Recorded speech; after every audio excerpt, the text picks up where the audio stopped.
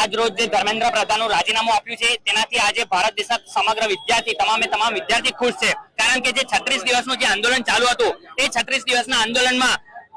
સરકાર કોઈ વિદ્યાર્થીઓની વાત નથી સાંભળતી, પરંતુ વિદ્યાર્થીઓ પર દબનગીરી કરતી હતી, વિદ્યાર્થીઓ પર લાઠીચાર્જ કરવામાં આવતા હતા, તેમના પર ટીયર ગેસ છોડવામાં આવતો હતો અને એક જ વાત એ લોકો પકડીને રાખ્યા હતા કે ધર્મેન્દ્ર પ્રધાન તો પોતાના પદેથી રાજીનામું નહીં આપે, પરંતુ જે એક શબ્દ ના કારણે જે સીજે દ્વારા જે શબ્દનો ઉપયોગ કરવામાં આવેલો કે આજના યુવાનો કોક્રોચ સમાન છે, તો એ જ કોક્રોચે કરી બતાવ્યું કે શિક્ષણ મંત્રીનું રાજીનામું લઈને બતાવ્યું. એટલે એ કોક્રોચની અંદર કેટલી તાકાત છે આજે સાબિત થયું છે. આજે એક આંદોલન જે ઇતિહાસના ચોપડે રજીસ્ટર થઈ ગયું છે અને ઇતિહાસ યાદ રાખશે કે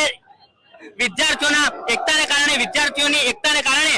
પ્રધાનમંત્રીએ પણ પાર્લામેન્ટના પાછલા ગેટેથી ભાગવાની જરૂર પડી હતી. એટલે કે ઇતિહાસના ચોપડે લખાઈ ગયું કે વિદ્યાર્થીઓમાં એ તાકાત છે, વિદ્યાર્થીઓમાં એ હોસલો છે કે મોટામાં મોટા નેતાને પણ પાર્લામેન્ટની અંદરથી ભાગવાની જરૂર પડે. અને શિક્ષણ મંત્રીએ પોતાના પદેથી રાજીનામું આપ્યું, તે બદલ આજે અમે તમામ વિદ્યાર્થીઓ ખુશ છે અને મીઠાઈ વેચીને અને જિગ્નેશ મેવાણી અમારી વચ્ચે હાજર રહ્યા હતા અને વિદ્યાર્થીઓ એકબીજાને મીઠાઈ ખવડાવીને વિજય ઉત્સવ મનાવ્યો હોય તેવું અમે વ્યક્ત કર્યું છે.